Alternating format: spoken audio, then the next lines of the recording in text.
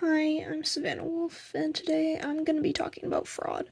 The definition of fraud is pretty loose. There's been a concentrated effort by courts to not give it a hard definition because of how much the term has changed through the years and the flexible categories it might involve. There are specific types of fraud with more rigid definitions, but as a whole, it is not well defined. The Revised Code of Washington, for example, doesn't outright define it, it just provides subcategories it includes, like forgery. The definition given by our textbook is, quote, when a person or business commits some kind of deception to get money or property, unquote. You can tell even this definition is vague, and even it is iffy with some kinds of fraud. Investment fraud, for example, doesn't involve traditional deception, but rather the omitting of information. These kinds of differences perhaps explain why the RCW has separate codes for different types of fraud. Simple fraud explicitly covers a couple of topics I'll go into more detail later. Insurance fraud and welfare fraud are under two different categories. Still more other types of fraud are considered federal offenses and are separate from the state altogether, like mail fraud and wire fraud. Today we'll be focusing on the RCW's simple fraud subcategories.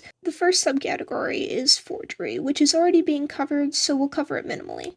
Involves falsely making, altering, using, or lying and knowing about a written instrument. A written instrument is defined as a paper, document, access token, seal, or other symbols of value or identification. Notably, one has to have the intent of injuring or defrauding to get a forgery charge. Forgery is considered a Class C felony, punishable by 60 days in prison and a $10,000 fine. Obtaining a signature by deception or duress is a subcategory, and it's what it sounds like. Tricking or forcing someone into signing or executing a written instrument.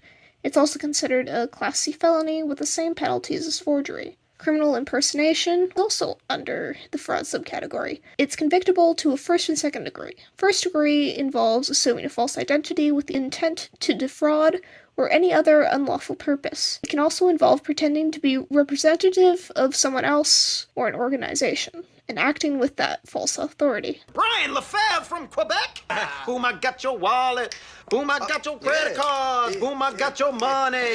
Closing at 31 is a pretty fair deal. You're not Brian Lefebvre. It's also a Class C felony, punishable by up to a year in prison and a $10,000 fine. Second-degree criminal impersonation is only a gross misdemeanor, punishable by up to a year in prison and a $5,000 fine. It involves pretending to be law enforcement and acting in that capacity, or falsely taking on the identity of a veteran or active-duty military member with the intent to defraud for personal gain, like pretending to be a veteran for tax benefits. False certification is another subcategory, and it's related to somebody who's supposed to be in attendance of something, official being signed or otherwise certified, and signing off on it having happened falsely. This includes, like, notaries. You have to see the notary.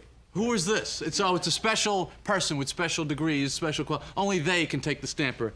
Okay. Or DMV officers that issued driver's licenses. This is considered a misdemeanor, punishable by up to a year in prison and a $5,000 fine. Fraudulent creation or revocation of a mental health directive is what it sounds like, knowingly making, altering, or revoking a mental health directive under deception, without consent, or passing it off as true when they know it's not. It's a Class C felony. Finally, of all these simple fraud subcategories, false academic credentials. This is a gross misdemeanor, and happens when one falsely claims to have a credential they don't have to gain employment or other personal gain. This also applies to most people handing out these false credentials. It's considered a Class C felony. Mostly, this involves conjuring fake documents or faking degrees. Stretches of the truth on, say, a job resume don't really fall under this as long as you don't fake records. There's a couple of interesting trends. One notable trend is that reports of fraud increased substantially during the peak of the pandemic. Early on in the pandemic, cases were reaching a high far above normal. One source said that fraud rose 113% during the pandemic. Another said 131%. This contrasts with other criminal offenses, which largely declined during the pandemic, with the exception of drug use. Person-on-person crime, though, seemed to decrease in general.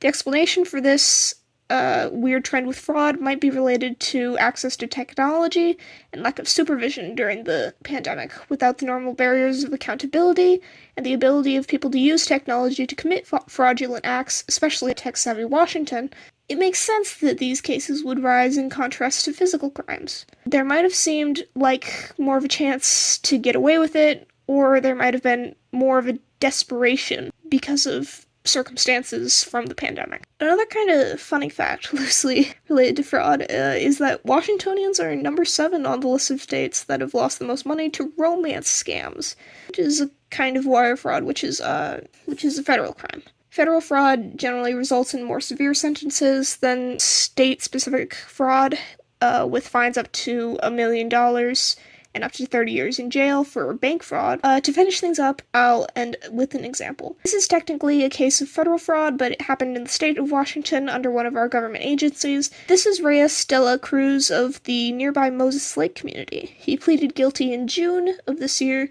to felony counts of wire fraud, bribery, and aggravated identity theft. During the pandemic, while high on heroin and meth, he worked to siphon off $360,000 worth of pandemic-related unemployment benefits while working for the State Employment Security Department. It took a whopping 2 months before anyone noticed anything was amiss, and 2 years to build the case against him. He's facing 5 years in federal prison, and his case is just one example of the estimated $163 billion overpayments made with pandemic relief money in the States. The increased rates of fraud during the pandemic illustrate the increasing dangers of online happenings, especially with fraud, and demonstrate how important it is to keep personal information close to the chest and instill good monitoring systems both on a business and personal level.